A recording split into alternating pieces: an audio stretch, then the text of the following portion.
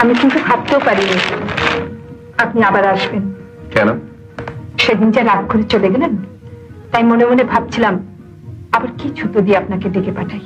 রাগ কিন্তু আপনিও কম করেননি। আমার খুব রাগ হয় বটে, তবে বেশিক্ষণ থাকে না। দেখুন আমার এখন একদম রাগ নেই। রাগের বসে এই ভ্যানিটি ব্যাগটা আমার চেম্বারে ফেলে এসেছিলেন। Thank you doctor Mukherjee.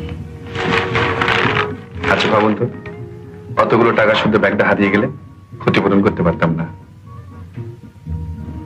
ক্ষতিপূরণ আমি চাইতাম না, আমার জীবনে অনেক ভালো জিনিস টেকে না, তেমনি হয়তো ভাবতাম এটাও টিকলো না। দুঃখ কেন? বারে দুঃখটা কি আপনার একলা? আর কারোর দুঃখ থাকতে পারে না? ডক্টর মুখার্জি, এক কাপ কফি নিয়ে আসি। আজ আর না বলবো না। হঠাৎ সুবুদ্ধি? আপনার সঙ্গে তো ঝগড়া করতে আসেন। তাহলে মনে করব আমার সঙ্গে ভাব করতে এসেছে। আমি কিন্তু রাজি। এরকম উত্তর পাবো জানলে এত সহজভাবে কথাটা বলতাম না।